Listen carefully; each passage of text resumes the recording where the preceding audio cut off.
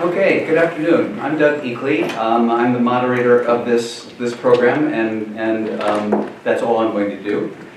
We have the biographies of our very distinguished panelists in the on the program, so I hope you all have copies of the program as well as some of the materials here. But very briefly, Todd Shulman is the Associate General Counsel of Verizon, and I'm going to ask him when we open up to tell you a little bit about what that means and what his responsibilities are and how that figures into the case that we're talking about today.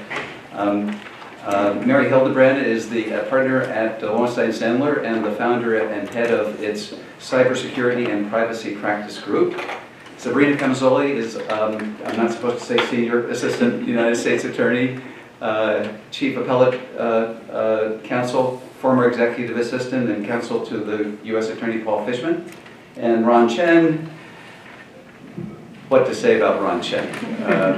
Former co-dean of the law school, the last public advocate of the state of New Jersey, professor of constitutional law and former head of the Constitutional Law Clinic, but here today wearing his hat as General Counsel of the American Civil Liberties Union, of which he's also a member of the National Board.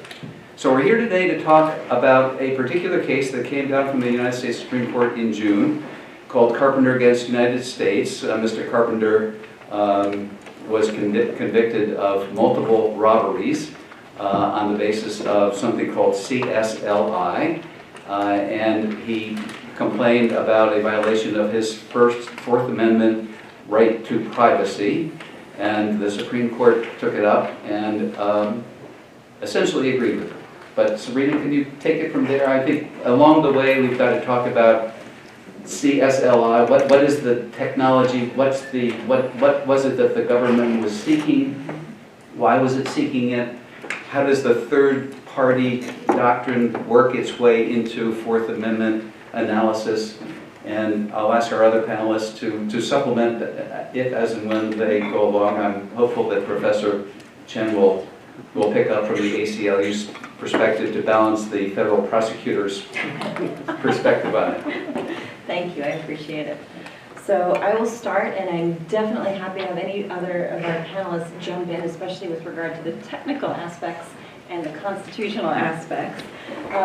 CSLI, Cell Site Location Information, just in case you don't know what it is, if you own one of these, which pretty much everyone in modern society does, this is constantly sending a signal to a cell phone tower near us, so that, and honestly... Except in this building. Except in this building? Oh, that's it's an inside joke. Okay, because there's terrible cell service in here. Okay, so we're all free. But these signals can happen up to 3 times a minute if you're using Wi-Fi, and it goes to the nearest cell phone tower, and the service provider keeps a record of every single ping that your cell phone is sending, even when you're not doing anything on your cell phone, but also certainly when you are surfing the internet or responding to a text or answering a call. It is constantly pinging off a cell phone tower. This information, which is gathered by the service providers, will give your location to, I think now, up to like a 50-meter radius at any specific point in time. So it's almost like you have a GPS in your pocket when you carry one of these around. It tells the service provider where you are and when you were there. And of course, if the government had that information and you were a criminal, that could be very difficult, and that's what happened to Mr. Carpenter.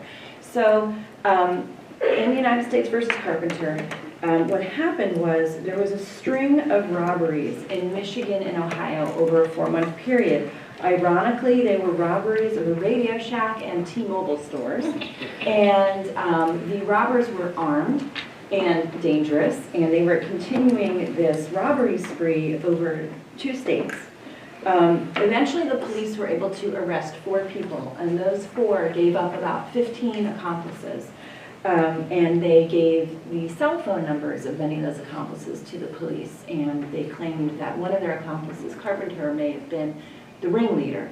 So the police had Carpenter's cell phone number. The government then applied for a court order under 18 USC 2703D, which is the Stored Communications Act of 1986.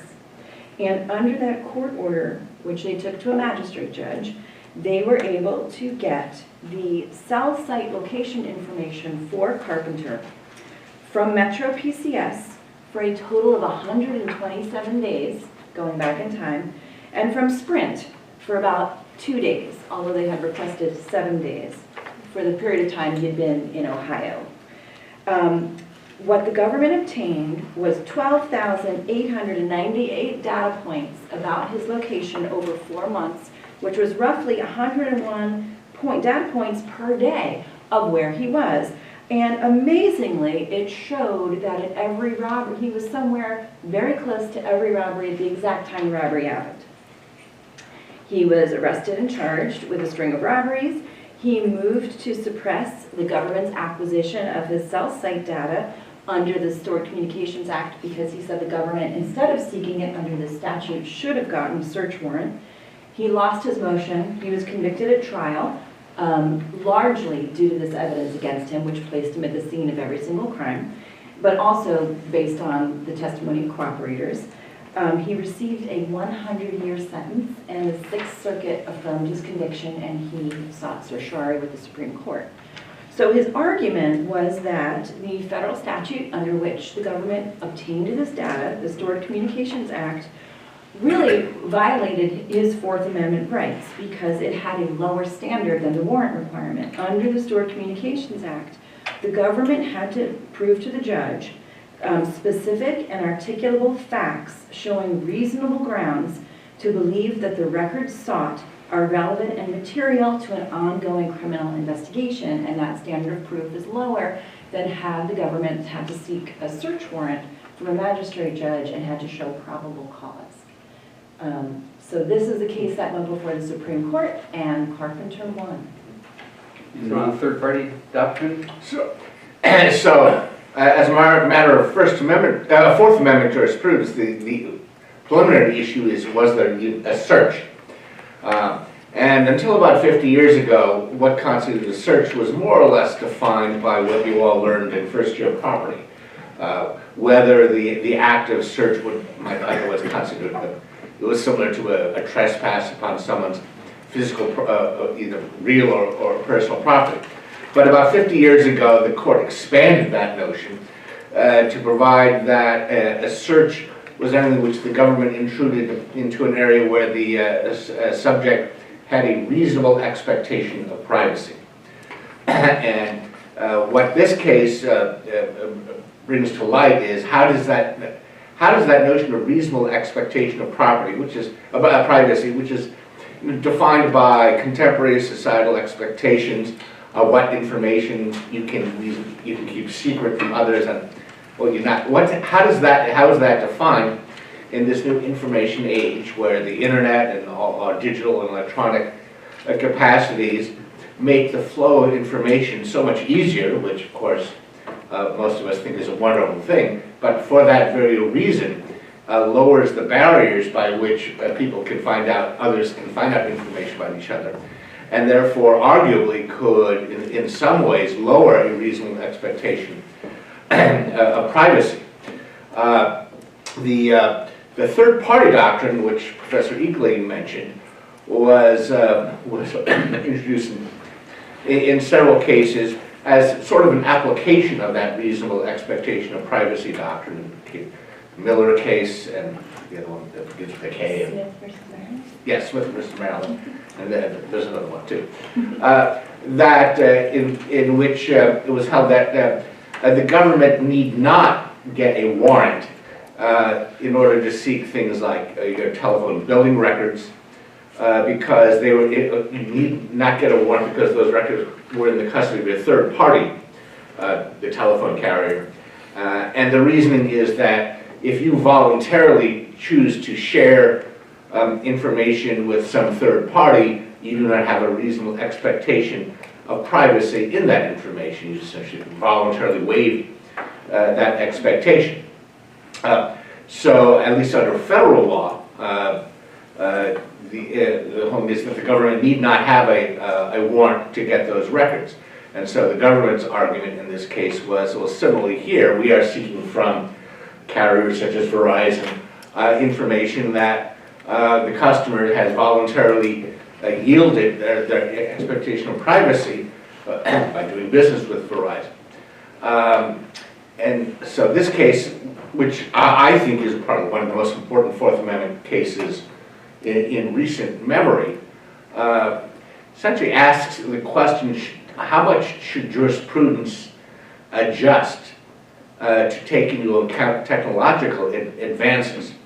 The third-party doctrine was, I would say, from let's say from the ACO point of view, was based on and ultimately to the majority of the court, it was based on certain assumptions about where the boundary lines between reasonable expectation of privacy began and ended. And the majority, in an opinion written by the Chief Justice, normally thought of as on the more conservative side of the court, found that the reasonable expectation of privacy essentially has to be, Professor Volokh in his commentary calls it an equilibrium adjustment, has to be adjusted, that the expectation of privacy, what you look for, because he is an original understanding type of justice, has to try to approximate the level of expectation of privacy that people would have had when they were when the Fourth Amendment was adopted, i.e. in 1790, whenever the Bill of Rights was adopted, and because of that, he found that no one in that age, no one could even imagine, obviously cell phones in particular. And the type of information that was provided by this information, which basically allows you to track for extended periods of time someone's comings and goings, was an area that historically was, it was impractical for law enforcement to track someone for 127 days. Maybe police officers can track your goings and comings and goings in public areas for a little while. And that would probably be, you wouldn't have a reasonable expectation of privacy if you showed up in the atrium or on Washington Street and police watched you for a little while. But for 127 days, technology has made it possible without really any effort or minimal effort by police and little risk of any error by police to find out your comings and goings, and that was deemed to be intruding into the reasonable expectation of privacy. And thus, Chief Justice Roberts joined what I'll abbreviate as one of the more traditional liberal members of the court in striking it down. I would say the ACLU was co-counsel, and this case was argued by an ACLU lawyer. But I looked at the wide array, as in any Supreme Court case, there was a long array of amicus who wanted to enter into it. And it was not your usual lineup. There were a lot of very, very, what I would used to call conservative libertarian organizations who were not on this, and who were not on the side of law enforcement on this undertaking. They agreed that the expectation of privacy has to be adjusted to taking into account recent advances in technology. So Todd, what does the Fourth Amendment look like from a service provider the size and order of magnitude of Verizon? So let me address that. Let me just add one point to what we've heard already, because Sabrina held up her 2018 smartphone. But one thing to keep in mind is that Carpenter was arrested, or the Carpenter investigation began in 2010. And so during the 4 months of the robberies, Carpenter was actually using a flip phone. So many of the students here might not even know what that is. But the government, when they requested the records from T-Mobile, they only saw records, location points that were created when a call was made. They didn't even seek information regarding text messages. And certainly, as Sabrina said, today's smartphones allow a lot of browsing, a lot of use of different apps, which under certain circumstances create additional data points. So one of the key issues for me, as we looked at the case that the justices were going to hear in 2018, is how were they going to, as Ron said, adjust for the progress of science, or in this instance, the progress of cell phones, because certainly the detail, the volume, and the precision of location information has progressed from 2010 or 2011 until today. So what does the Fourth Amendment look like from a service provider's perspective? So one of my responsibilities is to provide legal support to our group that responds to the legal process. And we publish, as most of the technology companies and telecommunication companies do, we publish a transparency report. And we received around 250,000, 275,000 pieces of legal process each year from law enforcement. Just repeat that number. 250,000 to 275,000. So that's 20,000 a month. 125,000 of those are subpoenas. About 40,000 per year are requests for location information. And that number is growing. And I anticipate will continue to grow. In fact, one of the things I checked before coming here was whether we saw a decrease in the number of requests for location information, because prior to Carpenter, many of the requests we received were based on, as Sabrina said, a D order, the lesser showing or the intermediate showing. And now, of course, today after Carpenter, a warrant based on the probable cause or higher showing is required. And in the first month or so after the court's decision, we did see a decrease. But if you extrapolate the numbers that we're seeing now, it's on par for what we've been seeing in the past. Todd, have you taken the position as a company that a warrant is required for any, for example, CSLI information, regardless of the duration of the, or other limits that bring it below the 127 days of tracking that happened in Carpenter? It's been easy for us because we have not received, since the first 3 days after the decision, we have not received requests based on the D order for location information. And I guess we'll get to it, and maybe I'll just bring it up now. The court left open a window of 7 days. And so their holding was a warrant is required for location information if it exceeds 7 days. And they said for anything less than 7 days, we're not addressing this at this point. And law enforcement throughout the country has taken a conservative position here that if they're seeking only 3 days, they might as well go get, instead of going to a judge and asking for an order based on the material standard, that they're going to ask for a warrant based on probable cause standard. So it's really been easy for us, and we were prepared. We didn't think a provider should be in the position of trying to figure out where the justices are, and we were prepared to ask for a warrant. And if it needed to be litigated, so be it. But not surprisingly, I think law enforcement has figured either they see where the direction of the law is going, or they just don't want to mess up a case.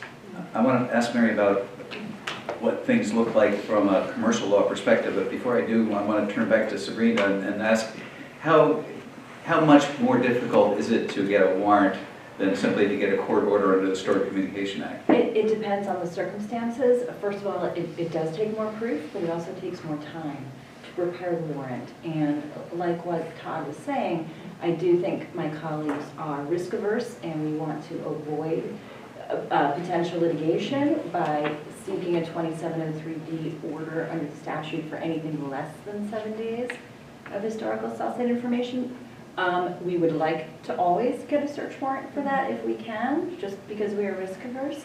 If it's feasible to get a warrant, and if it's not, we may have to test the waters and seek that information for fewer than 7 days. But if it's feasible, we will try to get a warrant to be better safe than sorry. In order to get a warrant, you need a federal agent to swear out an affidavit articulating very specific facts about that person and about that phone and what you think they're doing, and it has to rise to the level of probable cause that a crime is being committed, and that is the same level of proof, I think, as probably everybody in this room knows, that we would need to get a complaint signed by a magistrate to charge someone and arrest them, and to get a grand jury to sign off on an indictment. So it is that high level. So Mary, How long has the firm had a cybersecurity and privacy law practice group? About 5 years. And what led you to set it up? Data became a cognizable asset in commercial transactions, and increasingly what would constitute data was changing, and it was moving from a purely contractual realm to a highly regulated item. And so what are some of the privacy issues you confront that maybe don't exactly overlap with law enforcement issues involving Fourth Amendment searches, but Well, to give us a better sense of what's out there by way of our use of not just iPhones, but all sorts of other devices? everything else. I mean, this decision resonated with me and the folks that work with me at the firm in the privacy area, because it was a flexible, there indicated a flexibility here, and a willingness to move down the continuum as the technology continues to improve. And so to me, that was a very welcome differentiation, because it reflects what I see in the commercial world. There is a constant tension between what should reasonably be considered personal and private, and what should be commercially available or voluntarily provided. In particular, and as everyone was talking, I was revisiting this first part of the Carpenter decision, and one of the things that struck me about it is they referenced an affirmative act of sharing, and that the data that was requested in Carpenter and obtained was data that just was reported without any effort at all on the part of the individual. It was merely by fact of carrying the phone, which we all do right now, we all have a phone, and so it was effortless. There was no affirmative consent, there was no real lawful basis for it. It was just collected in the ordinary course of providing the service. And to me, from the commercial standpoint, that's very relevant, because in order, typically, at least in the US so far, again, it depends how much more GDPR-like we get over the next couple of years, but at the moment... You should tell us what the GDPR is. The General Data Protection Regulation, the new data protection regulation in the European Economic Area. It's very, it's quite a statute. It's very comprehensive. But here in the U.S. still, the individual's consent to the collection and processing of the use of the data is still key. And to me, when I see an affirmative act of sharing or some, consent or agreement for sharing, to me that's a significant point. And that in this case, the individual, really didn't consent to have his data collected, and certainly, wouldn't have been able to guess, way not in 2010, that the data would be used in any way to track him. The other thing I'd like to share is that the technology every day is pushing the boundaries of what they can collect. As I'm sitting here today listening to the reciting the facts, which are admittedly are a few years old, there's a client I was on the phone with today, and when I got off the phone, I was a little bit scared, because I realized what they can do with the data they have and the data they can combine and the algorithms they've developed. Is not just track the phones, but be able to combine the data in such a way to figure out who they are and where they are in a building at any given time. And admittedly, they're pushing the envelope, these folks. I mean, they have, and I know that it's not going to be an exact science, to the meter. But in my view, the technology has already outstripped the precision of what you can get here. And then that raises all sorts of questions. And you'll never get the name of that client out of me, of what they can do and what they can track. You'll never get it out of me. But what they can do is really, really amazing. And I think this is the tip of an iceberg. We're going to see this expectation of privacy, really get. If you think this was granular, it's going to get much more so. So when we go on Google Maps, we're asked, may we locate your position? Or there are any number of apps where you are asked to consent to cookies or the like.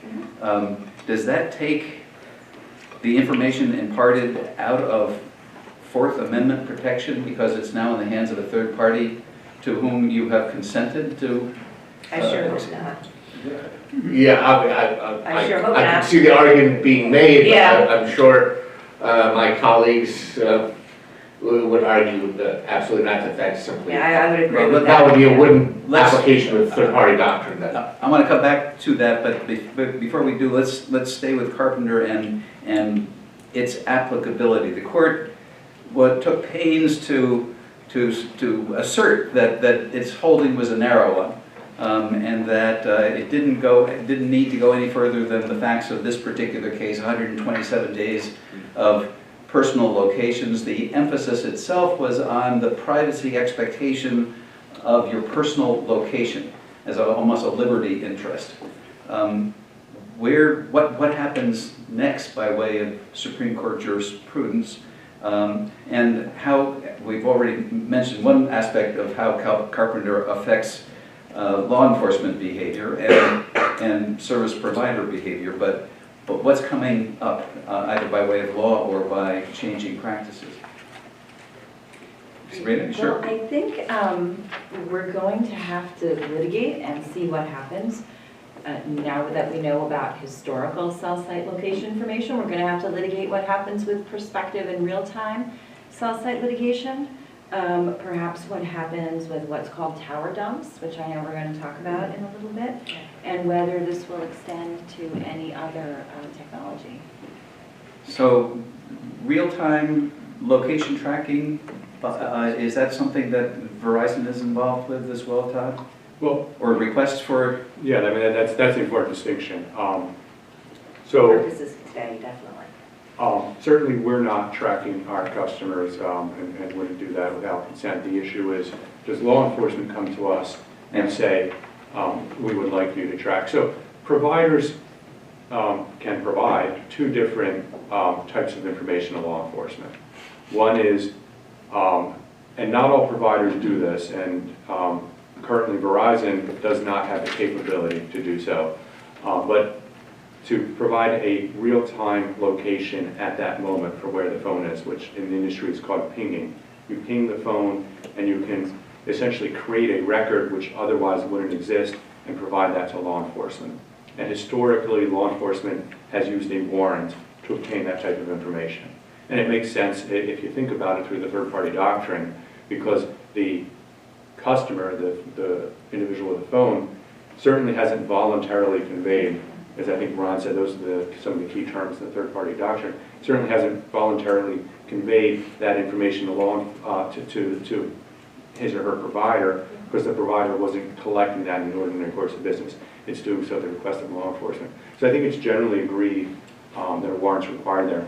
The other type of information that we provide in real time is in response to an order for, say, a pen register. And a pen register, so a wiretap is the real-time collection of content. So if you think of a phone call, the voice is on a phone call.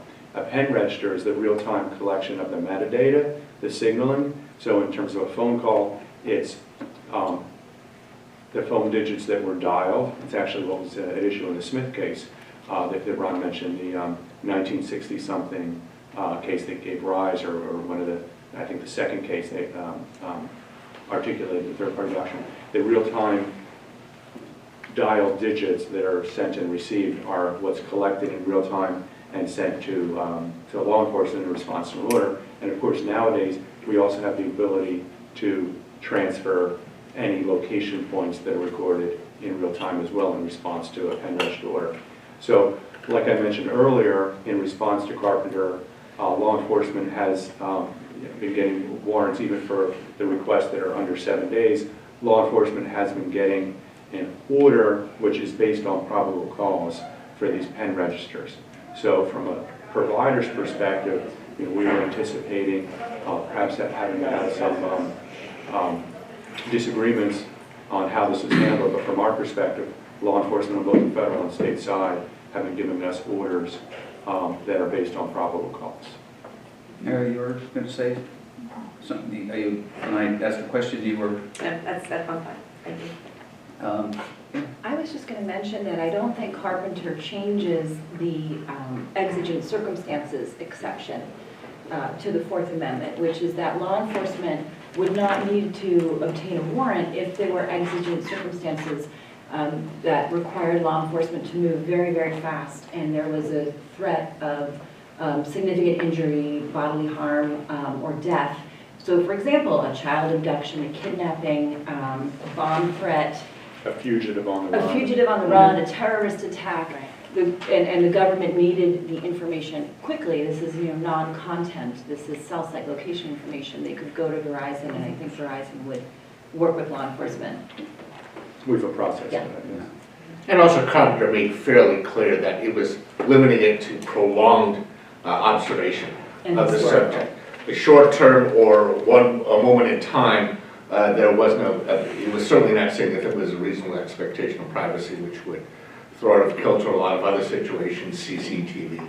Generally, it's understood if you happen to appear in public and that you have no reasonable expectation of privacy of people knowing that you're at a particular place at a particular time. It was the observing over a prolonged period of time that created the expectation of privacy that Carpenter was talking about. So the court takes pains to say we need not decide whether there is a limited period for which the government may obtain an individual's historical cell site location information, free from Fourth Amendment scrutiny.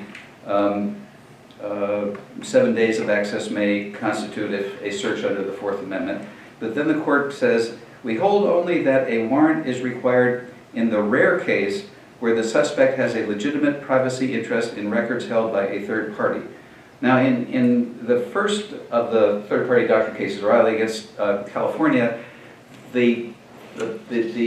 what was being sought by the government were bank records, canceled checks, bank statements and the like in the hands of a bank, and the court held that there was no Fourth Amendment protection for the government's access to that information, and you can understand how that would come about.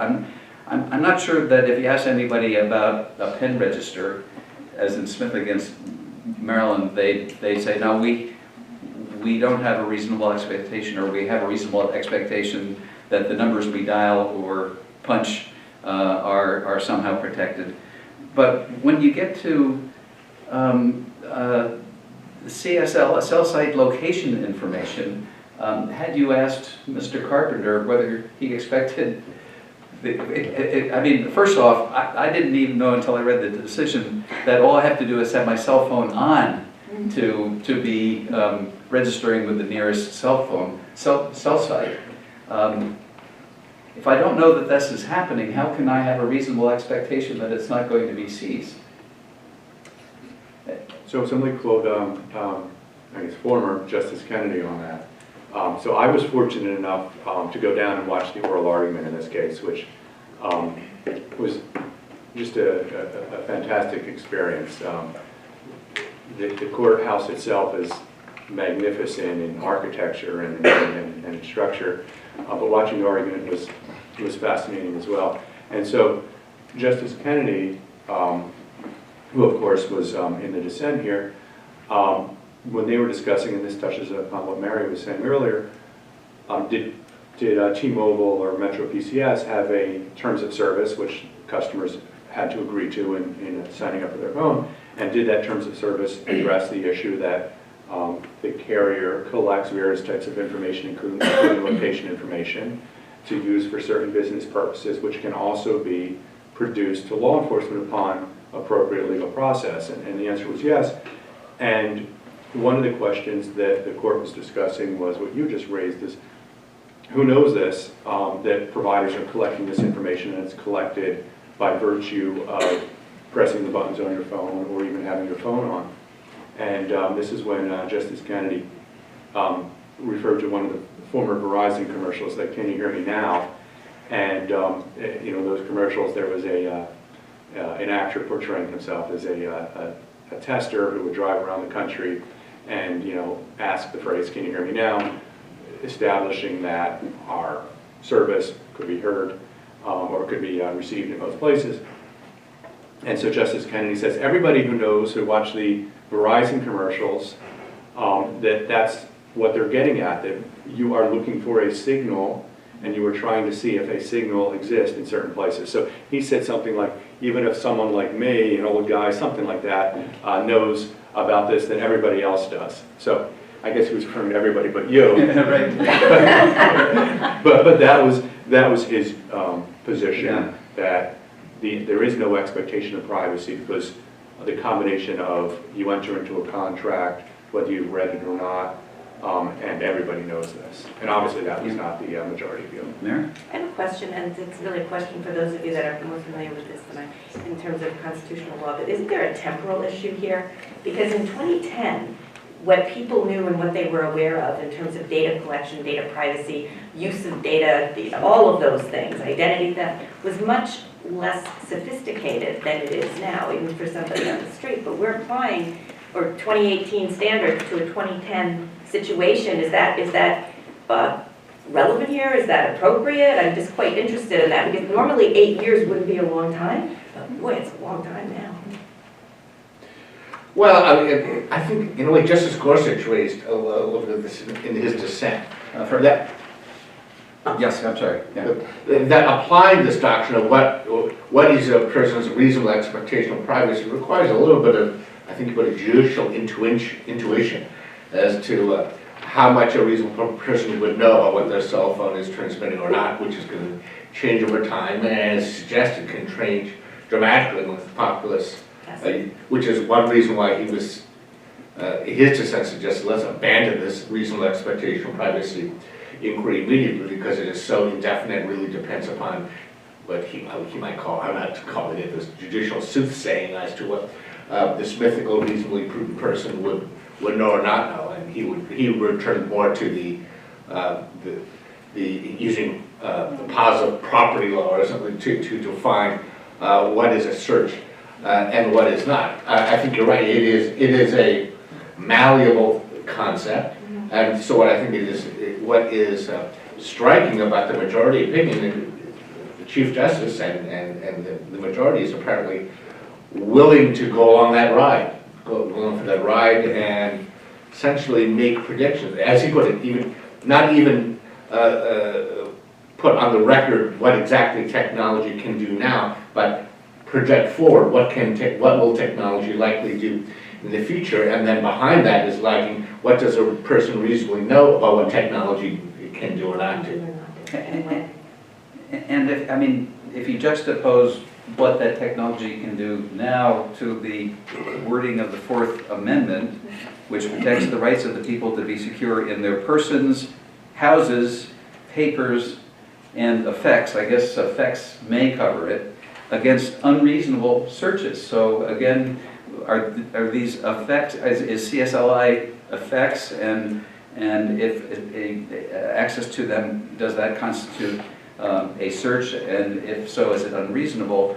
We're left with the answer with respect to 127 days of CSLI, and maybe not much more than that for this decision, but we have now ventured into applying the Fourth Amendment to technology that as it evolves. The only other I'm not even sure what to call it, but the court mentioned tower dumps, but didn't define them or seek to apply the Fourth Amendment to that because it wasn't part of the facts of the case. But what's a tower dump, and why might it be relevant here? So imagine you have a robbery and you don't know who a potential suspect is. So there's a robbery of a Radio Shack store, and you know it occurred, of course, at 10 p.m. You can go, law enforcement goes to court, gets an order, and they ask the provider to give them a dump of all the cell phones that hit off the nearest tower for, say, the 15 minutes before and 15 minutes after the robbery. The thought would be that the suspect had his phone with him, had it on, made a transaction, perhaps a phone call or checking his fantasy football scores or what have you, and that created a data point on the tower. And so law enforcement now gets a dump of the phone numbers that hit off that tower, and can compare that to other data they have. It is now getting more into Sabrina's world, but compare that to other data they have, and maybe there were 2 or 3 robberies in a string of it, and they can say these 2 phone numbers are the only ones that appeared on all 3 of the data dumps. So, and how often does Verizon get an order or a warrant or a request for a tower dump? So these are much less than the request for historical information. And we certainly get some of them, and I think we've published the numbers that we've gotten in the past. And I'd say that over time, what we've seen is that judges and law enforcement have become more aware of the power of these, and so it's much less frequent that we're seeing a request for 24 hours. We now see a request for 15 or 30 minutes. And I think that's good progress. And you're receiving these by way of orders, not warrants?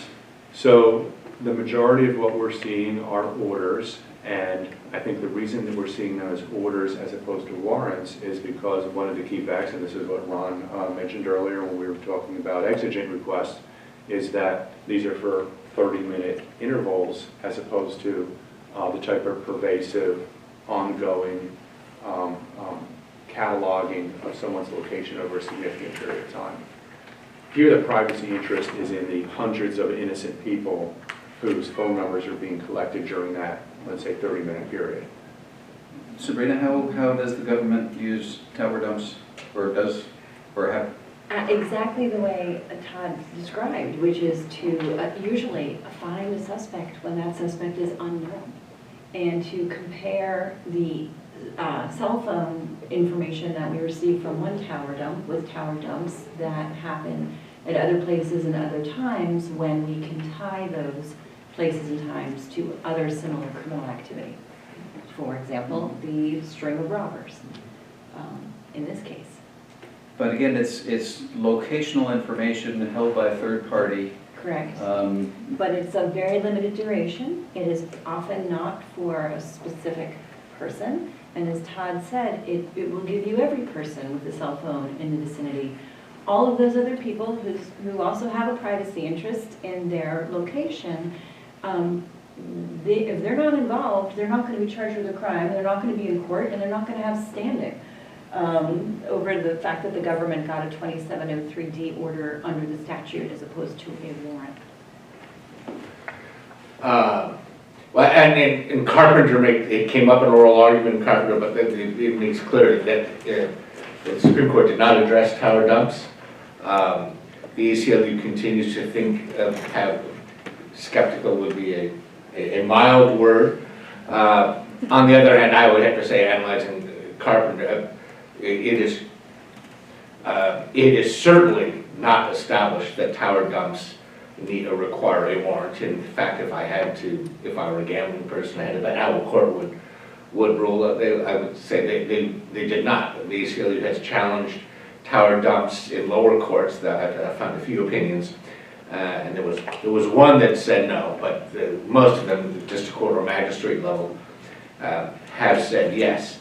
And as Todd suggested, though, among the concerns, and this again even came up with the oral argument at Carpenter, is maybe not so much the eventual suspect, but hundreds, indeed possibly thousands of us, including, who knows, people sitting in this room. Our data may, and therefore our location at a particular time, might now be known to the government because we were driving by that tower at the same time. So Ron, let me just jump in there because I think it's important to understand. I talked about the maturity of the process of tower dumps. Nowadays, many of the requests that we're seeing for tower dumps are just seeking phone numbers.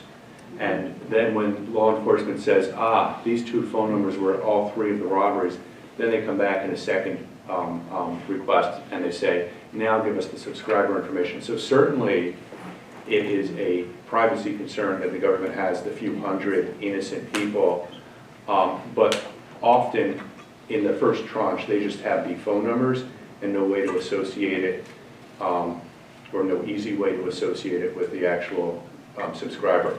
So just to put that out there, but your point is certainly valid. What the ACLU has done in this area, for one, it issued some FOIA requests FOIA must be federal law enforcement, as to the nature of the tire dumps, and also particularly interested in how long and in what way they're keeping this information after they have used it for the investigatory purposes. There was, in fact, in one case in which they seemingly challenged a tower dump in New York, the magistrate allowed the tower dump, but did one extra thing and required the government to come up with a plan, basically, on how they were going to essentially protect the privacy interests of those hundreds, thousands, however many people whose information at least was temporarily in the custody of the government, who were no longer, whose data, whose cell phone number and therefore location was no longer of any law enforcement interest. And if I were to speculate, I would say if there's going to be judicial regulation or a request for judicial oversight in this area, it's going to be to require that the government say what it does with this information after its law enforcement investigatory purpose has been concluded, including perhaps getting rid of the data that is not useful to them and therefore protecting the interests of the innocents. That would be a very worthwhile thing to do. There's tremendous, I'm sure you know, tremendous precedent for that, even in the bankruptcy courts, with the privacy ombudsman, and certainly the new regulations that are out there on data privacy emphasize data retention. That's a great idea. Sabrina, does your office have internal operating procedures that address the retention of data like this? I am not sure if we do, and unfortunately, I'm not the right person to ask. Sorry. So, where do you see the court going in the future with respect to its evolving Fourth Amendment jurisprudence in this rapidly technologically developing world? Well, if I wanted to follow up on one of your quotes from Chief Justice Roberts, you had used, or he had used the word, it's a rare case. Right. And I took a couple notes that unique nature of cell site records and the extremely different species of business records. So if you read Chief Justice Roberts and pay attention to unique, extremely different, and rare, I think he would say, we have the ability to put him on this panel, I think he would say this is a case that applies just to historical location information that's gathered over a significant period of time. Now, at some point, I guess there's going to be the new area which is going to be equivalent to, which defense attorneys are going to argue is equivalent to this, and we have some guesses on what that might be, but I just wanted to point out that, according to Chief Justice Roberts' words, that might not be tomorrow, that might be a decade or two from now. Although the dissents, in particular Justice Kennedy's, essentially expressed the belief that the court was going quite a distance and not eliminating the third-party doctrine, but nonetheless curtailing it. Actually, another way of asking the question is, what's the viability of the third-party doctrine going forward with respect to third-party possession of not just locational information, but other information that may or may not have been disclosed pursuant to terms of service or consent to location identification? About precise Bluetooth information, which is extremely valuable now, collected all the time and not very well regulated. Well, I think it would be an exaggeration. There are some people who said, and Justice Gorsuch said that he basically thought the third-party doctrine is in tatters after this. I think that's an overstatement. I think there is still a lot of vitality left when you voluntarily interact with a third party. But I think what it says, it depends a lot on what the information is. Just what other phone numbers you called, which there's a limited amount of private information that is conveyed by that as opposed to your location and who knows, over a prolonged period of time showing all sorts of your personal, social, cultural habits. When the court said in the rare case, I think they were talking about the type of, where the information reveals that type of private information. For the rest, I think, at least as far as federal law enforcement is concerned, the third-party doctrine is still there. I would be remiss if I know this is the point in saying that the one thing that may develop, and certainly since we are the State University of New Jersey, is that different state courts have developed rules which wouldn't, obviously would not limit federal law enforcement, but would limit state. And Todd can tell us, do you get these requests from state law enforcement? It's not just federal. Right? Oh, absolutely. Yeah. So, in New Jersey, for as far as building records and business records, for 35 years, State versus Hunt had a much higher standard. It used to be until fairly recently, basically, you had to get a warrant for what would be readily accessible by subpoena to a federal law enforcement officer. The court has pulled back on that a little bit recently in State versus Lunsford, but still there is greater protection for these records in New Jersey, under New Jersey constitutional law, and New Jersey is not the only state that has done this. I actually took a look, and they haven't had a case, but I think it is very possible. For instance, I don't know how a tower dump would fare under state constitutional law. I think it's an open case, and I think there is some language in some cases that suggests they might not go for it, that they might need a warrant. I think, if I'm reading State versus Earls correctly, that maybe an individual ping to an individual cell phone under state constitutional law might require, at least in New Jersey, might require a warrant. So I was thinking over the past couple of days as to if there was going to be a next Carpenter case, what it would be. And I have two guesses, although I don't think there's as great demand for law enforcement for this type of data. Fitbits, because you're collecting over a continuous and extended period of time, heart rate and other biometric or health information. And I've read that there was a case, I'm not going to get the facts exactly right, but there was a husband killed his wife, bludgeoned her to death, and he was wearing a Fitbit, and he stated to police when they came, I was just sitting downstairs watching the ball game, and they got his Fitbit records, presumably through a warrant, and they showed his heart rate went, at the time of, the time the coroner had said that the death had occurred.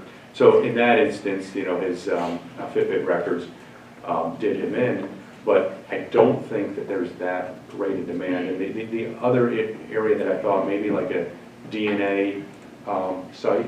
So I went to DNA 23 last night, and I saw they've only had 5 ever requests for further information. But as I understand, there's 2 different types of information they gather. One is, you give them a saliva sample, and they can then tell you what your background is, what type, that you have X% of your Native American or European or African American, and that the other thing they can then do is tell you on a more detailed level that you're at risk of these type of diseases. So, Sabrina, what do you think, or Mary? I want one quick comment on what you said about wearable tech. Wearable tech is a next step over towards the Internet of Things. And so what we focused on here today is talking about data points that are associated directly with an individual by virtue of their device. And again, by virtue of their device, there's our reams of data being gathered about all of us that, taken alone, may not be directly attributable to us.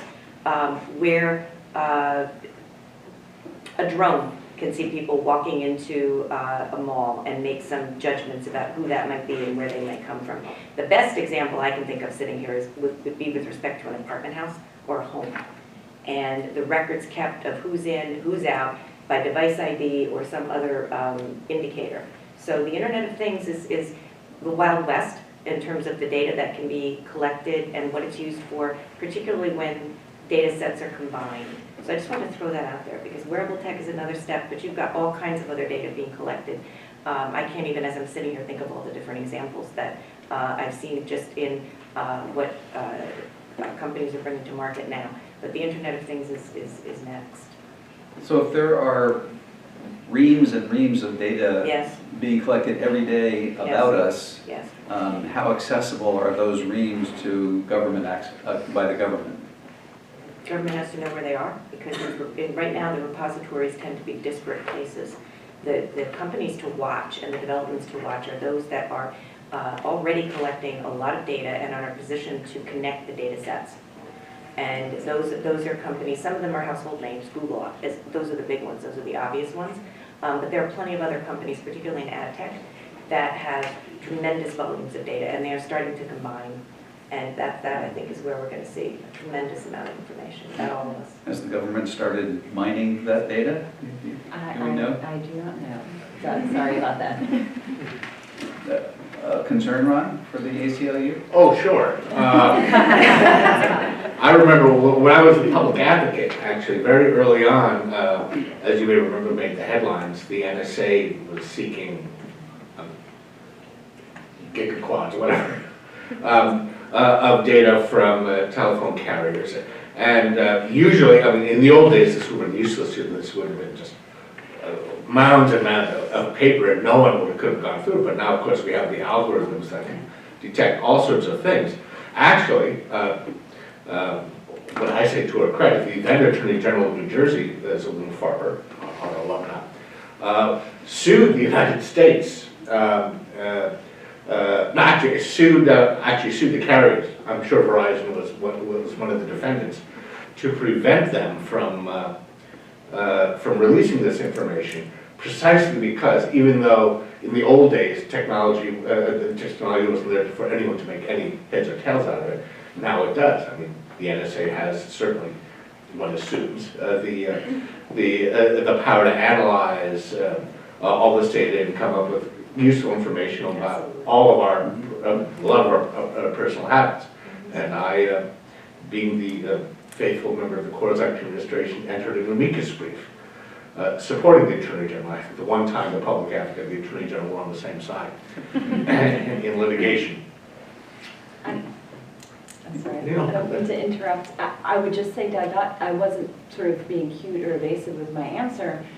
We are not in the business of collecting and mining data for the sake of collecting and mining data. I mean, we are in the business of determining whether a crime has been committed and who committed it, or knowing that a crime has been committed and trying to find that person. And so we will use all the investigative techniques that we are permitted to use. Under the standards, we're permitted to use them, but we're not mining data to find a crime that may not have been committed. So the smart criminals are turning off their phones. So are my children, because I know I track them. So getting back to Todd's point about where else might we see a Fourth Amendment issue arise in this general area, what about the historic records of travel using Uber and Lyft? You make the appointment by the app, it's recorded, it's collected, it's preserved. That's not the same intensity of locational information as you get with CSLI, but nonetheless, over time, it can provide a good tracking of especially if you're using Uber or Lyft every day and for multiple trips. Absolutely. It would be of great interest, I would think. Is that I think you'd have to know how much of a time period is the government trying to seek that data for? Is it a moment in time? Is it part of the day? Is it historical Uber trips, every day over the course of 167 days or whatever it was in Carpenter? And then I think the government would need to make a decision whether it is worth it to risk litigation and use a 2703D order, or whether, or a subpoena, for example, or whether the government should seek a search warrant, because they really are trying to get precise location information over a period of time. It depends on what they want, what they need.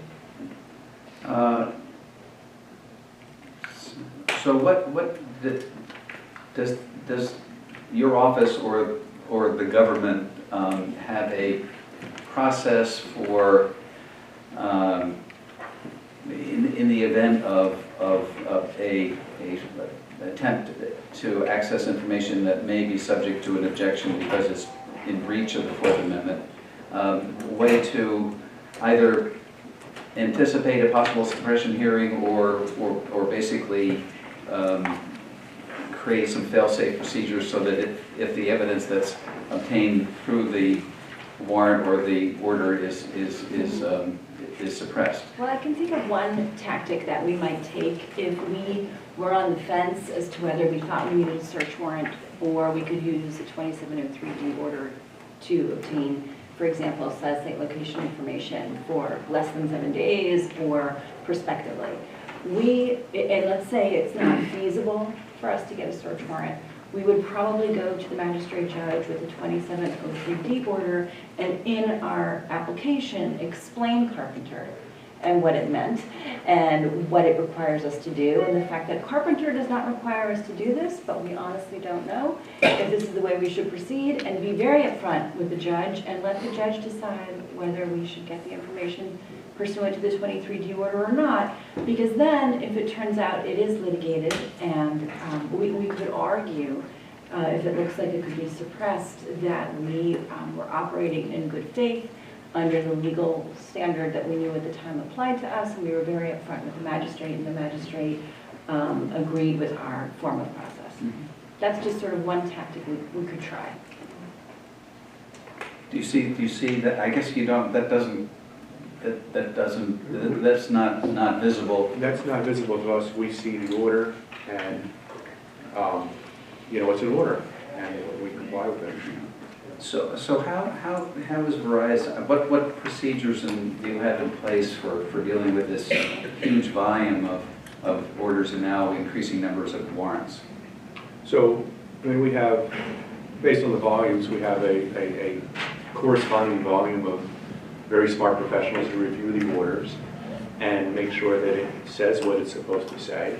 If it's missing words or missing probable cause, or there's another inconsistency, or the date range doesn't seem right, we'll get in touch with the agent or prosecutor who sent it in. More often than not, it's fixed. If it's not fixed, we rubber stamp it no. And we do that, and it's in our transparency reports that we reject requests, or at least seek to narrow the scope of requests. I was a former federal prosecutor, and there's forms. You use the forms, and sometimes you put in a date range which is broader than you really need. And if we see someone requesting a significant period of time, maybe they do need that time. Maybe there was a robbery over a span of robberies over 127 days. But if we see a time period, it's burdensome on us to gather that information. More often than not, the government doesn't want to digest all of that information. So there's a process where if we say, hey, do you want to start with a month? More often than not, the answer is yes, we'll start with a month. And even if the order says they're entitled to more than that, we'll say, sure, we'll start with a month, and come back and ask for a second month. Do you have, obviously you're getting requests for information or subpoenas or warrants from various jurisdictions, state and federal. Do your procedures take those differences into account? We have cheat sheets for all 50 states. Our job was easier when we were in just 13 colonies.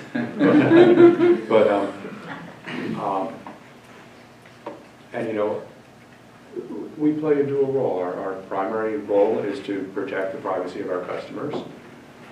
We also realize that we're in a unique position where we have information, which again, we're not gathering this information, of course, for law enforcement. We're gathering location information for our business needs so that we can make sure that our networks are working and providing the signal that customers need at different places. It's just the byproduct of that this information is therefore available to law enforcement. So first and foremost is our need to protect our customers' privacy, and of course our obligation as a corporate citizen is to comply with orders. I mean, if not, we get an order to compel, and I'm told to bring my toothbrush. So, Mary, what, short of walking around with your iPhone turned off, what ways are there for people living in today's world to reduce the likelihood that reams of information are going to be collected about them?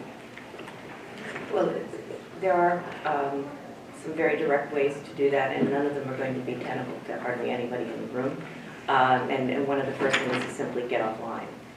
And that's just not realistic. Seeing that that's not the case, then what I would suggest is when you visit a site or you turn on your smart TV or you see those pop-ups asking you about cookies, don't just click through impatiently to get to the Amazon site. And you can tell I've done that myself, right? Look at what it says. You know, when they drop a cookie, when you go online, you see the banner, and you know they're complying with the General Data Protection Regulation, and they say, we're going to drop cookies, okay with you? If you're curious about it, click, you know what, I'd like to see more information. And you'll get a laundry list of different cookies and different third parties that are now going to begin to track you because they've identified your browser and they're going to track you as you move through the internet. And I guarantee you that happens all the time. So the first thing I would say is to be attentive to what you're agreeing to. And that is particularly true on things like your smart TV. Because as you may or may not be aware, there have been a number of FTC enforcement actions based on the type of gathering that happens with a smart TV. And it's all real. I know it sounds fabulous and made up, but you know, the baby monitors really did record everything. So be aware and read it. Don't take it for granted. It is not all the same by any stretch of the imagination. So my suggestion would just be very aware. And occasionally turn off your phone. So I'm still hung up a little bit about if I accept the installation of a cookie, or if I sign terms of service with Verizon for my iPhone, how can I later claim a reasonable expectation of privacy with respect to the data now maintained by that third party? You know, I think it's difficult to answer that question without being more specific on what the information is. Mary can provide it. I don't know enough. It could be almost anything. I mean, I think it's it could be your name, your social security number. It could be as innocuous as the IP address that you use to log into the internet. It could be, you know, very innocuous. I think the type of data is very material to that. I also think the reason it was collected is material, at least from a contract standpoint. But you know, even in those earlier cases when the materials got turned over to a bank, somebody said, okay, take it, you know, bank, do what you need to do with it. So I don't know that the consent is a destroyer. I think it might be a factor, right? But I personally don't think it would destroy an argument. So in the Smith case, which is the case with the phone records, when I looked at that last night, one of the things that struck me was the court had said the phone book, there's a notice that says we're collecting all of your phone numbers that you dial, and the court noted that. So I wonder how this case would be different, how the Carpenter case would be different if we change the facts a little bit. Because I'm assuming that the court was aware of the terms of service. They didn't put anything in the majority opinion regarding the terms of service, and my assumption is that since they found there was a reasonable expectation of privacy, that they must have made some kind of belief that these aren't specific enough, they're not detailed enough, they're not read enough to influence the expectation of privacy. So if you change the facts and before anyone unwraps their phone, you know, there's this big, bright flashing lights that say, you know, we, for network needs, will collect location information. And then this is an important part because clearly this was not in the T-Mobile terms of service back in 2010, it said, and that applies whether you're affirmatively dialing the digits on your phone, or in that case, for Carpenter, receiving calls, even the calls that you didn't want to receive. And nowadays it would say, or having an app run in the background, how that would change the facts. Because that's really an issue that was left over by the court, what's the significance of these contracts. Ron, Sabrina, Mary, any thoughts on that? Just on that, I'll switch for a moment my hat from being a civil liberties lawyer to being a contracts professor. And just a question, how much do you think of this is now really being regulated as a matter of traditional contract law? Almost all of it, it's all been litigated before. We went through a bunch, I've been doing this for 30 years, and when we started out, we weren't sure whether when you posted a privacy policy in terms of use on a site, whether or not that would create an enforceable contract. And over the years, it is in the US. Okay, if you use the site or you use the service, you're generally understood and you are bound by those terms, because they decided to apply Article 2 to it. And so you are bound by those. Article 2 of the UCC? Yeah, because if you're buying a service or a product. But even if you're just using the site, if you visit the site, that's enough. So those are the rules of the road, and it's generally understood that that's the case. What has happened now, and the terms of use in 2010, you're right, would be very different than what you see now. But what's happening now is there's an increasing focus on the privacy policy and the granularity of what's disclosed and what's being agreed to. And what you'll see, what they're doing in Europe now, and what we're going to have to be doing here in the US over the next 14 or 18 months with the new California Consumer Protection Act, is you will see ever more granular requests for data collection, usage, and disclosure. So you're going to see that accelerated, and you're not going to see it buried as much in the privacy policy on the website, which nobody ever reads. So, given that trend, and given the general increased understanding that there is very little private information that is unavailable to all of the people who collect the apps or get the information from the apps or whatever, what's left of the Fourth Amendment in this? If we're generally aware, but we just don't heed it, that people are looking over our shoulder and collecting, as Mary says, reams of information. They will collect, they will know who's typing on the keyboard by how much of a touch you have and which finger you use. How's that? I mean, I think you said the other day that if I walk through the mall, in the Short Hills Mall, How are you going to get your Starbucks coupon? they'll know what room I'm in, what store I'm in. And which rack to stop at. So just,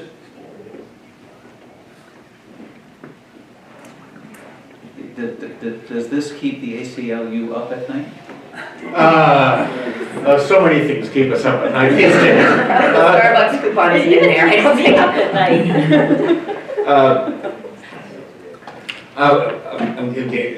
The short answer is yes, but I will admit, in cases like Carpenter give us some hope that at least the courts, including the U.S. Supreme Court, are willing to realize that the practical realities of technological advances making so much of this possible, that sometimes just blindly using the doctrines, like the third-party doctrine, that could not even envision this type of lowering the barriers of informational transfers, at least gives us hope. On the and dealing with the on a contractual basis with, and again, I'll go back to being a contracts professor a little bit. I'm seeing a little bit, I mean, the myth of the arm's length bargain for contract. I think the courts are beginning to realize more and more that that has become a myth, especially contracts that are entered into online. So what I'm seeing is that if a one contracting party with superior bargaining power were truly overreaching, that they would use the doctrines that police the bargain to a read. So if a carrier tried anything you tell us, try to find a way to utterly protect itself against any claim that you have any residual expectation of privacy, I think there might come a point in which a court says that's too much, and we're not going to rely on you expect you to understand any contract you entered into, which we know is. Yeah. lawyers these days don't read the contracts, especially these online things, click and accept. That's another frontier. Click and accept because there's nothing else you can do about it. Right. Well, yeah, and that the pendulum will swing the other way. I just wanted to mention that there are some contract provisions in some states where if you're compelled to agree to a mandatory arbitration, for example, they may require a higher level of granularity in the terms of use, so that may have to be highlighted and presented differently. So there are some provisions that need that additional attention even now, but very few. So just another way of looking at this, we had, Carpenter was a 5-4 decision. Justice Kennedy has now left the bench. Justice Kavanaugh has replaced him. We have one Supreme Court justice who fell and broke her hip today. Ribs. Ribs today. Oh, ribs, And what if Justice Breyer or Justice Ginsburg were to leave the court in the next year, leaving an enhanced Republican majority in the Senate to confirm another nomination by President, he who shall go unmentioned? What's the likelihood that reconstituted court could either probably not reverse Kavanaugh or Carpenter, but truly limit it to its facts?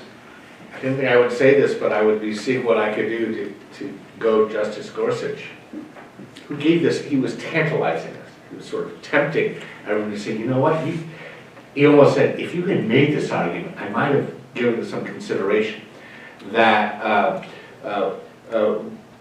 your effects, under property law, traditional property law, positive property law, might include records that are in the custody of a third person. He wants to do away with this omnibus reasonable expectation of privacy test and go back to at least a way to predict that depends upon a judge's understanding of positive law, as he put it, just judicial intuition of what people expect or they don't expect. And I read it as saying, you know, make me an offer, essentially, a jurisprudential offer. I mean, if that were to happen, and I saw more best wishes for a speedy recovery for Justice Ginsburg on my Facebook page in the last 5 hours. I suppose that's what I would do, because otherwise we're back to a some of the other justices, our own Justice Alito, is very wedded to the third-party doctrine by a very traditional understanding of it. Yeah. I don't think that the Fourth Amendment is dead.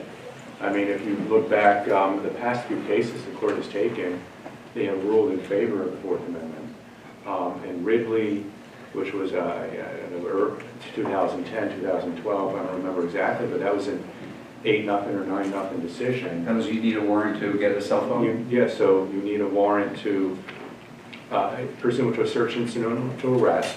So I mean, the first case from 50 years ago was if you arrest someone, you can pat them down for security reasons, for safety for the police, and also to preserve evidence. And I think they found a cigarette package in there, and they found drugs inside the cigarette package. And so the government's argument in Ridley was, we patted someone down and we found a cell phone, and just like we were able to look inside the cigarette package, why can't we look inside the cell phone?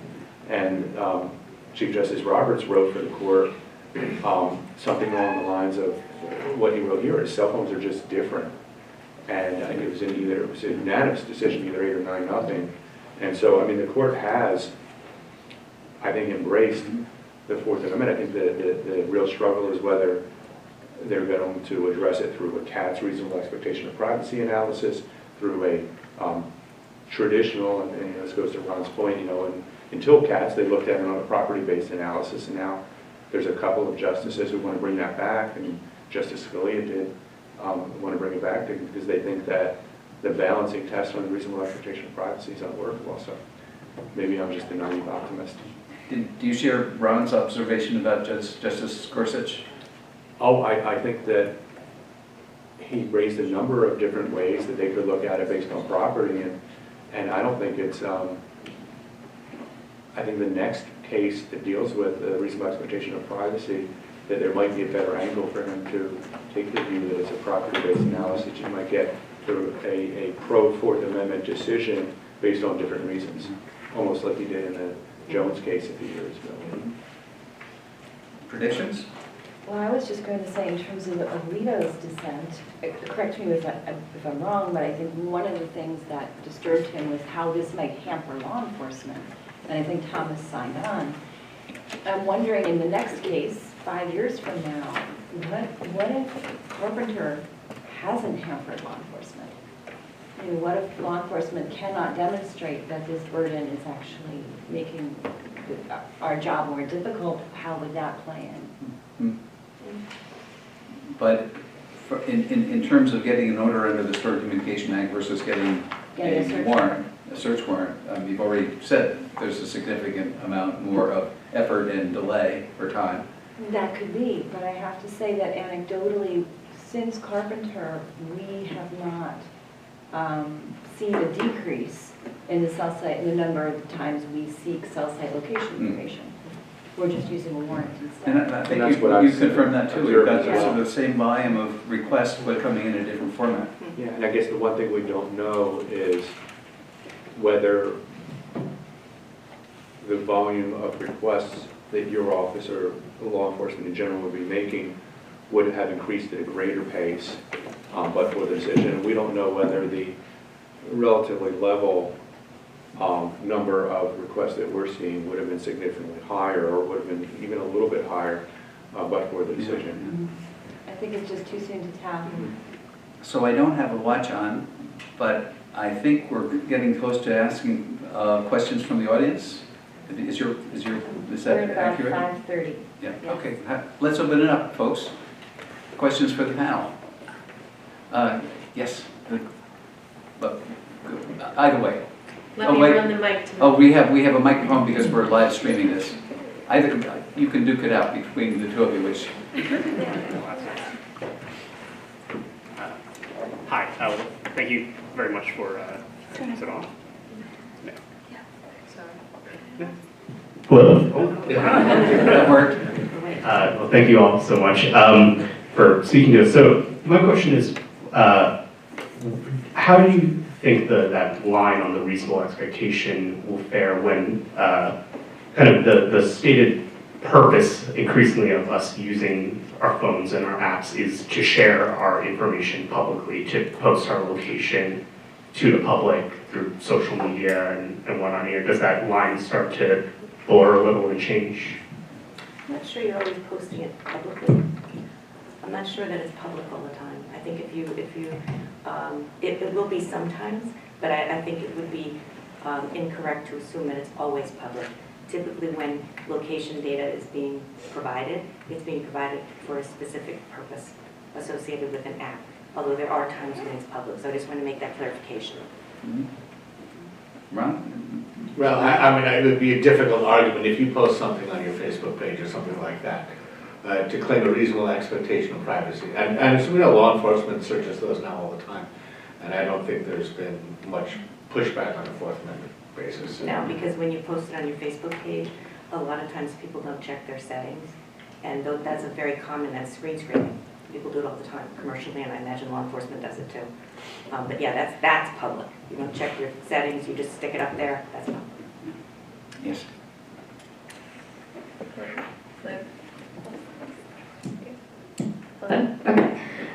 So I often hear this argument from particularly the kind of millennial group that says, well, I'm not doing anything wrong. And so I guess my question really stems from, you discussed kind of the scope of the data that is out there, but I was also wondering about the scope of the application and the implications of this data. And I think, I don't know if it's too far-fetched, but even on the kind of undocumented immigrant sense, or but kind of like what the implications, or even, I guess, even the positive to it.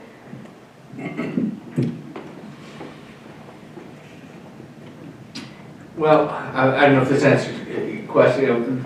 You may think that a data point in and of itself is innocuous, you don't care, this bit of information. But now that so many people are beginning to aggregate data, and data, and which can then be cross-referenced and compared. I know for the ACLU of New Jersey, I drafted some comments on regulations to make New Jersey Real ID compliant, which I guess we sort of are now. Which, as you and anyone who's gone to get a driver's license in Jersey recently, or anyone else, there are various documents that now the Federal Real ID Act requires that you produce in order to establish your eligibility for the driver's license, and that must be scanned and kept. There are, and the reason I was coming is there are right now under state law very few, if any, regulations on the security with which that data is kept, how long it is kept, who else has access to it. Now, this is not gathered for the purposes of law enforcement, but the point is that you might think, oh, who cares about my utility bill or how many kilowatts I use in a particular hour, but you put that together, all sorts of other information with all these analytical algorithms that go together now that can analyze disparate bits of data now, and now it begins to tell a story about your life that now in the aggregate you may not think that you want to expose to public view. Totally agree with that. It could tell you exactly what your schedule is in a given day. You know, and there's a reason too, like even the public utilities want to protect their grids. They want to protect all sorts of information, and that's one of many reasons they want to do that. Oh, question over here? Okay. I was just wondering, as far as terms of use and right of privacy in your cell phone contract or your smartphone contract, is there any discussion or consideration of contract principles, particularly dealing with adhesive, the contract of adhesion, with take it or leave it? How does that play into the way perhaps your right of privacy is viewed? I don't know if that's ever been discussed by a court of law in this particular issue, but I'm just wondering if you've come across that, any of you have come across that at all. And not certainly the arguments over a contract of adhesion when you have two disparately powerful parties. I mean, those questions have been asked and answered in terms of online contract signing. You'll notice that when I just bought a new iPhone the other night, and so one of the questions I got was, do you want us to send you a copy of, the terms of use? And I, being who I am, I always say yes. I probably 1 in 50 million say yes, but I want to see what it says. If I want that phone, I have to agree to it. There really isn't much in the way of negotiating. What I haven't seen, and perhaps these other folks have, is a court case discussing that in the context of an expectation of privacy. I've not seen that. Yeah, I mean, it was raised in this case, and the government said the terms of service advises that the provider there, T-Mobile, collects this information.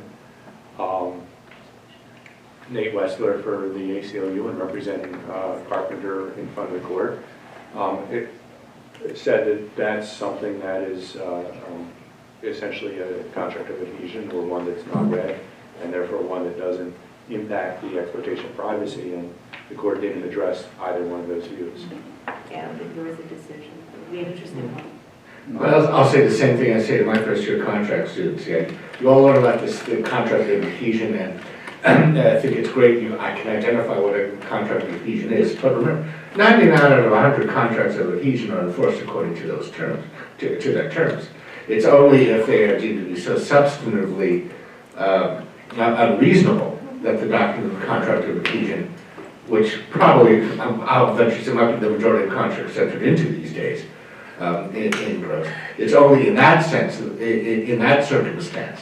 So similar to what I was saying before, if, for instance, a carrier wanted to put in their privacy provision something truly outrageous, you have no privacy, we reserve the right to reveal all your records, to put it up, publish them on a billboard in Times Square or something like that.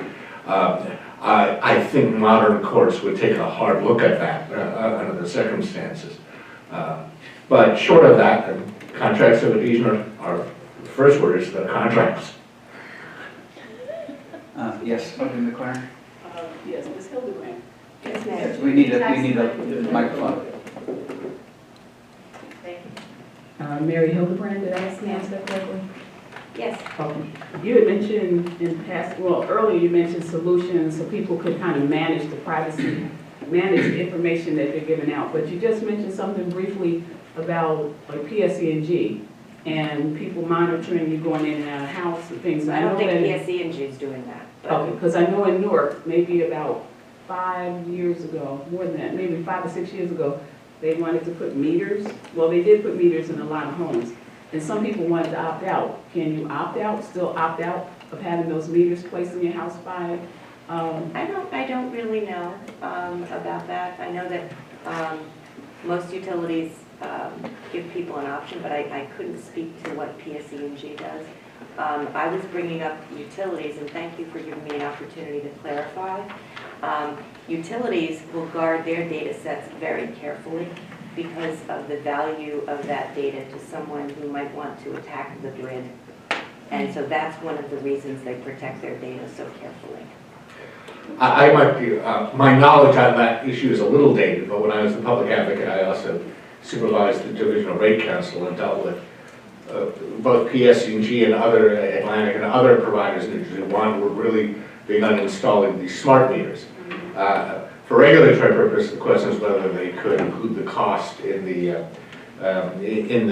rates that they charge. But there was a great privacy concern. These new smart meters, so they can tell you, obviously not only how much electricity you use, when you use it, same with water, so you can tell a lot from your household habits, including those which, if you use the historical, what did they think in 1789, or it might be things that's my business and no one else's. So there's definitely an issue there.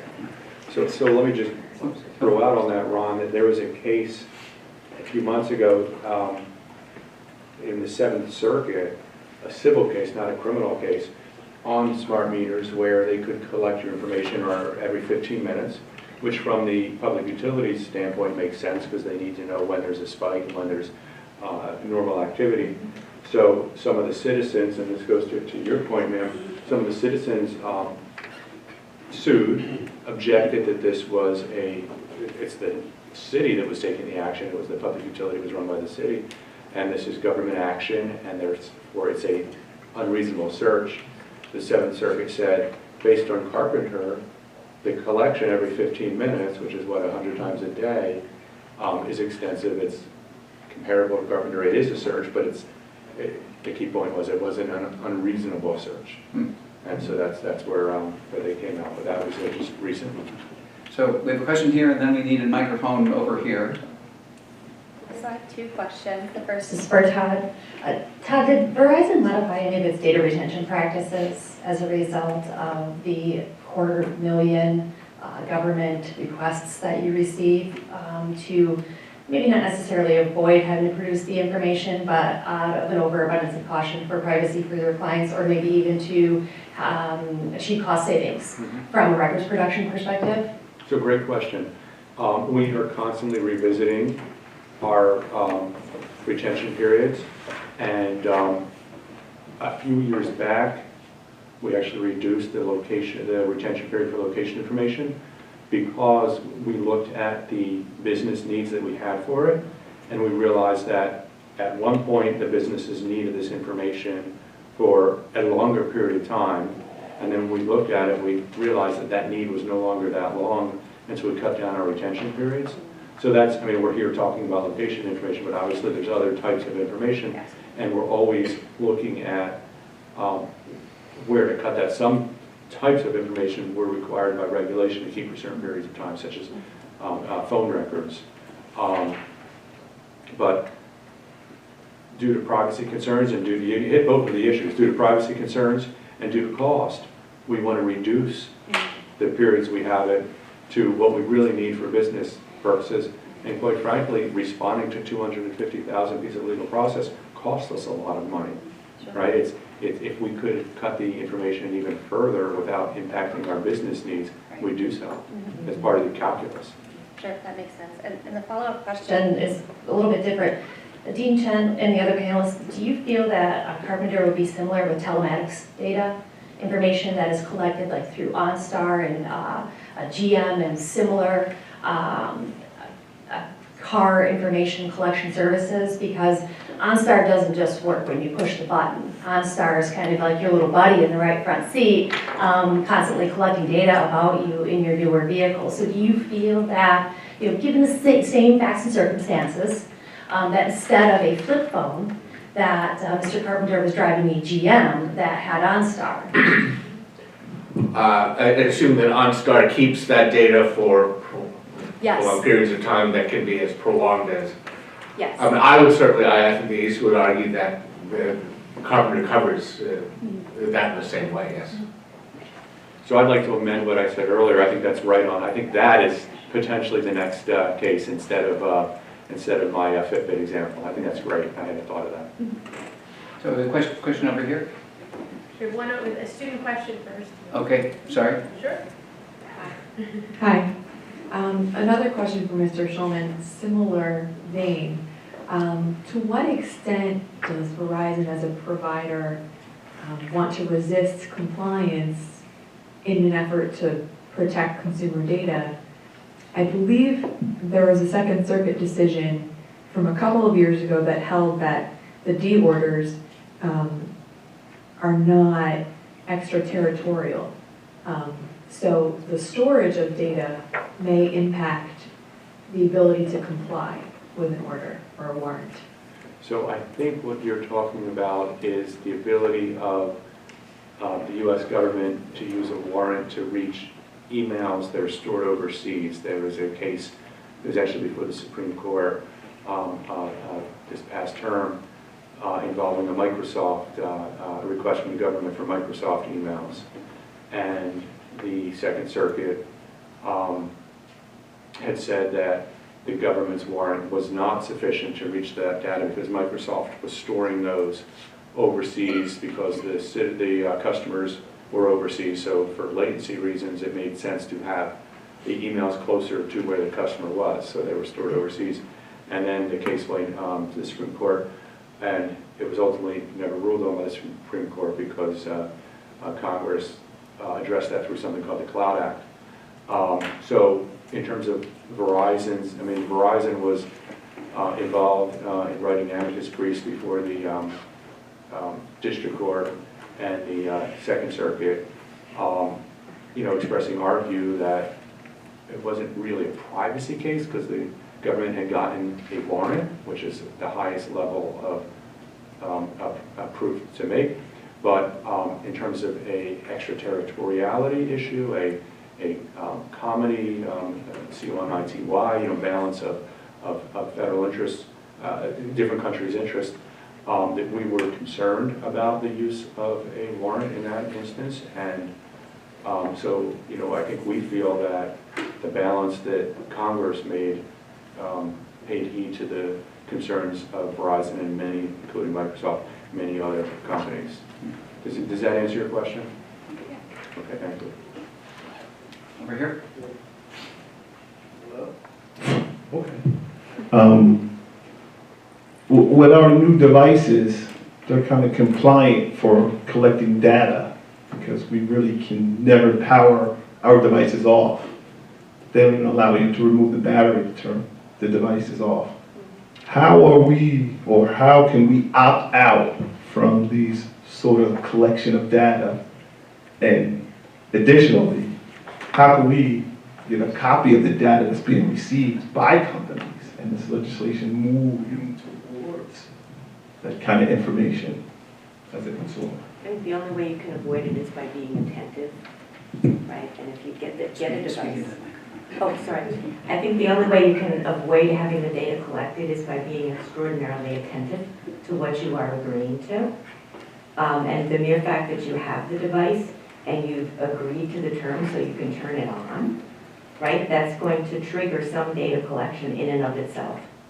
And beyond that, I think you have to look carefully at what services you are using on your device, what apps you download, what websites you visit. The data collection is pervasive. And so really the best advice I can give you is to be attentive But you may have to make some hard decisions about what you want and what you don't want. I mean, I happen to like knowing if I'm going to a movie, I want to know where the closest pizza place is, right? So that means disclosing my location, so I can get that information, right? So I think you just have to be prepared to make some trade-offs and be attentive to what you're disclosing. One of the most common places that the phones and smart TVs now, they pick up enormous amounts of data. And they're required now by the FTC since the Vizio case a few years ago, which was actually brought by the New Jersey Attorney General, right? So they're required to ask specifically for consent. Well, I've seen the consent, it's big. So, you know, it's not necessarily the most obvious part. And when you get a new TV, a big screen, I'll be very excited when I turn it on. It's just you kind of be attentive to it. So years ago, in the days of BlackBerry, I had something like a 3 or 4 month trial coming up, and my wife and I wanted to go away, and she selected Easter Island because there was no phone service and there was no BlackBerry service, and that's another way if you're not attentive to. But I bet Easter Island has coverage now. Yeah, I think so too. Yeah. The second part was, how do we receive what information is being collected? I mean, I think that's important more than anything else, because when you look at the emails for all the students across the country, Google powers all that information. So they have everything, every piece of information to the exact time you sign in. They have from, if you're in some sort of academia, from that date going backwards. Yeah. They have all your information. Yeah, Google is pervasive in education. How do we get a copy of the information? We should know what they're looking at. There are two, well, putting aside the law enforcement area, which I can't really speak to, but it would be by way of whatever contract. And sometimes it's not the contract you enter into. If you're talking about a K through 12 school, you're talking about an educator that's entered into a relationship with Google, and they're using Google in the classroom, and there's an enormous amount of data being recorded there. You would look to, in that case, you would look to statutory remedies under FERPA, right? To get a copy of it, to find out what they may have about you. And it's going to be a cross-patch between contracts and regulations. First of all, you have to know who has your data, which is tricky, because you don't know who's picked it up online, who's necessarily got it. The only, okay, let's take a step back. In the US, if you're talking about regulations and access to data, our approach is a sectoral approach, right? So we don't have a comprehensive federal privacy legislation. We have legislation pertaining to industries. So for example, we have HIPAA and high tech for healthcare. You can get your data from healthcare. That's a federal regulation.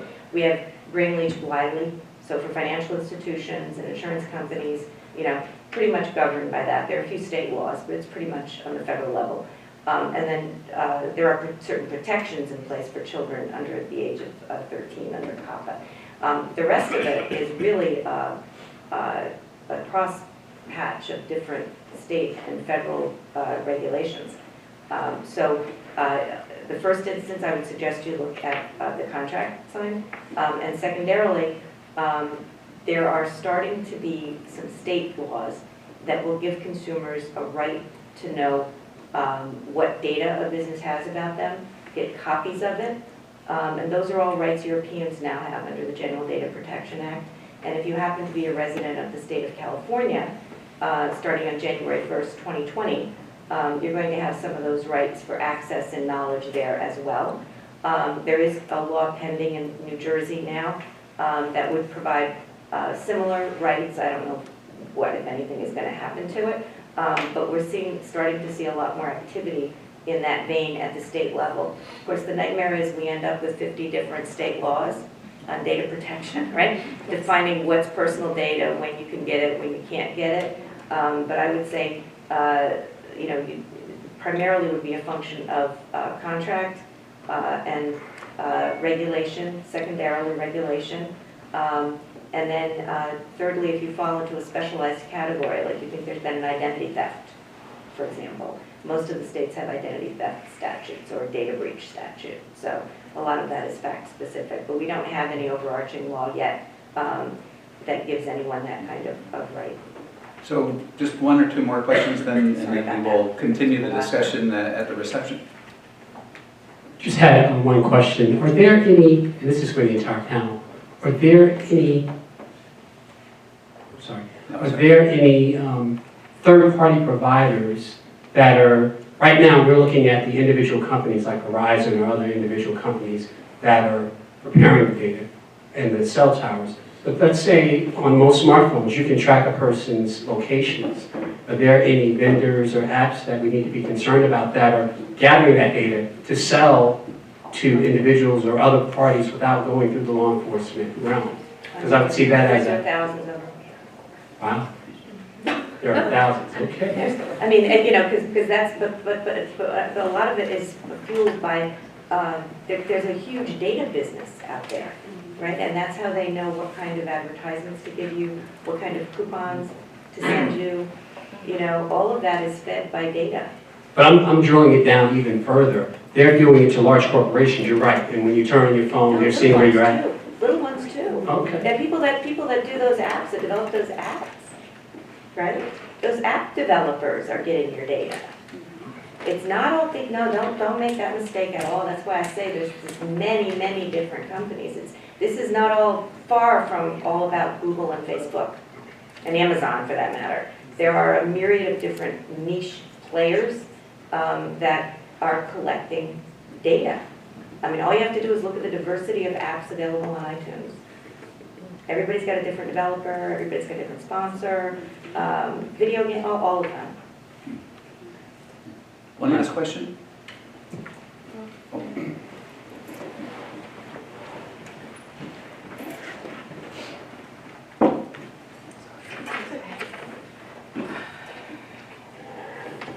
Professor, if I can ask two questions. One to Mr. Schulman, it's related to the two questions prior. When you receive a request for location information from the government, when you're considering consumer image and you're faced to consumers and I guess their increased attention to privacy, when you're requested to withhold notifying a consumer that their location information has been requested, will you comply with that without a court order? Or is there a default to, I guess, to request that greater order, or do you just comply as a business practice? So, I think in the vast majority of cases, we get court orders telling us not to give notice. I mean, it's part of the warrant.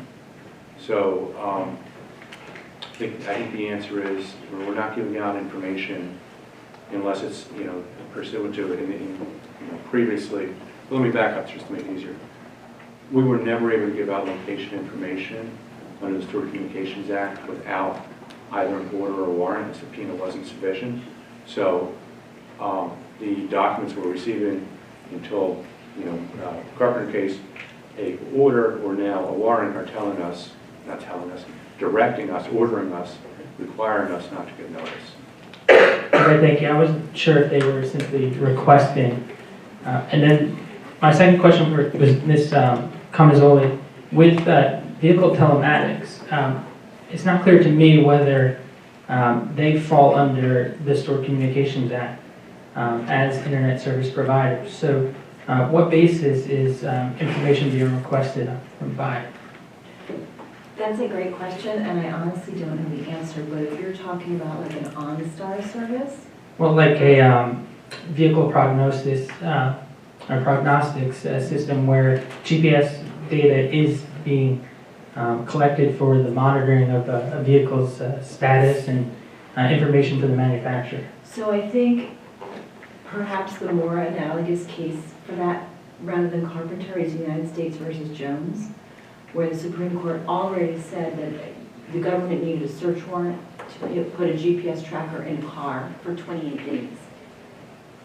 So I would think if that technology is more like a GPS and you're tracking it for that kind of period of time, historically, I would think it would be prudent for the government to get a warrant. Thank you. Well, this has been great. We do have a reception on the second floor atrium, but I do want to, third floor atrium, thank you. I do want to thank the panelists for just a wonderful explication of a pretty technical, confusing, but important area.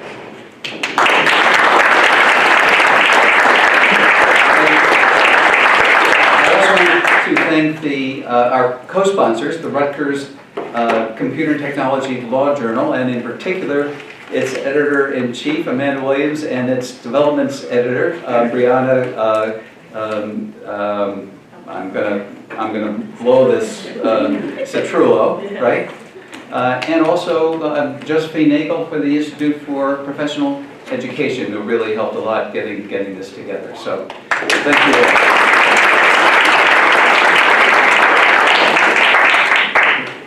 all. Okay. Yeah.